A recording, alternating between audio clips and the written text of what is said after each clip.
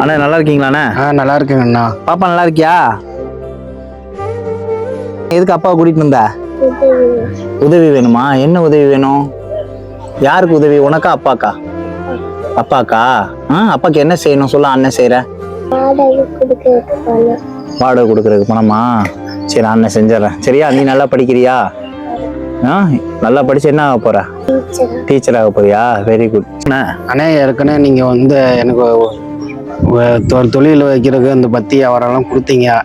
ஆமா, நான் உங்களுக்கு எல்லாம் வாங்கி கொடுத்தேன். அதை வந்து செஞ்சுக்கிட்டு தான் வியாபாரம் பண்ணிக்கிட்டு தான் இருந்தேன். சரிண்ணே. திடீர்னு வந்து உடல்நிலை சரியில்லாம போச்சு. ஐயோ.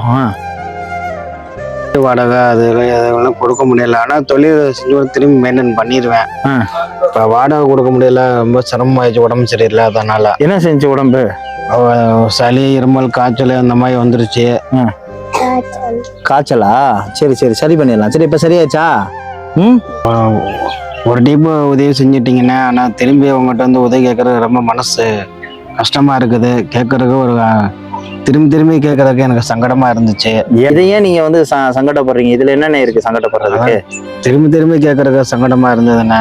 இருந்தாலும் உங்ககிட்ட கேட்டு பார்ப்போமே அப்படின்ட்டு திரும்பி அண்ணனுக்கு போன் போட்டேன்னா. சரி, நான் கவலையே படாங்கண்ணா. இதுல ஒன்றும் இதே இல்லைண்ணே. எல்லா உடல்நிலை சரியில்லை, அதனால வந்து வாடகை கொடுக்க முடியல.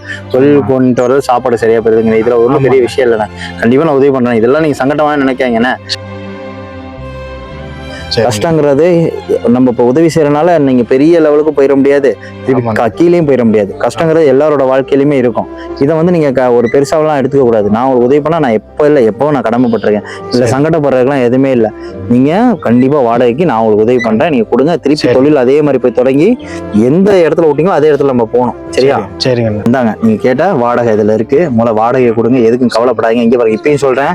இப்ப இல்ல, அடுத்து நீங்க உதவின்னு கேட்டா கூட நான் வந்து ஓடி வந்து செய்வேன். உண்மையான காரணங்களா இருந்தா கண்டிப்பா செய்வேன். கஷ்டம் எல்லாரும் வாழ்க்கையிலுமே வரதான் செய்யும். அந்த கடந்து போறதுதான் ஆகணும் நம்ம. சரியா? அதுக்காக நம்ம இப்படியே உட்காந்துட்டோம்னா திருப்பி நம்ம கையேந்த நிலைமைக்கு போயிருவோம். நீங்க கையேந்த கூடாதுங்கிறதுக்காக தான் உங்களுக்கு நான் எல்லா உதவியும் செஞ்சுட்டு இருக்கேன். இருந்தவங்களும் இதெல்லாம் செய்ய மாட்டாங்கண்ணே. நீங்க யாருன்னே தெரியாது.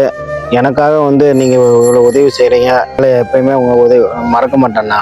அதெல்லாம் பெரிய வார்த்தைலாம் வேணாம். நீங்க நல்லா இருந்தா போதும். வாடகை கொடுக்காத எனக்கு சிரிப்பு முகமே வருதுண்ணே. வாடகை கொடுக்கும் தான் அந்த சிரிப்பே வருதா? ஆமாண்ணா. கவலைப்படாதீங்க, எல்லாமே மாறும். நான் இருக்கேன். எதுக்கும் கவலைப்படாதீங்க. தைரியமா இருங்க. பிள்ளைங்க நல்லா படிக்க வைங்க. சரியா? சரி. இன்னைக்கு தானே நான் வருத்தப்படுறேன். ஏண்ணே? பார்வை இருந்தா உங்க முகத்தை பார்த்துருப்பேன் நானே. ஐயோ, ஏண்ணே? பெரிய விஷயம்லாம் அதெல்லாம் ஒண்ணும் இல்லைண்ணே. என்னைக்கும் உங்க முகத்துல இல்லை, உங்க மனசுல நான் இருக்கேன்னு நினைச்சுக்கோங்க. அப்பாவுக்கு உதவி பண்ணியாச்சு, சந்தோஷமா? உங்க அப்பாவுக்கு உதவி பண்ணதுக்கு நன்றியா? நீ நல்லா படிக்கணும். நல்லா படிச்சு டீச்சர் ஆயிரு. அப்பா உன்னை படிக்க வச்சிருவாரு. சரியா? உனக்கு எல்லாத்தையும் இருக்கு.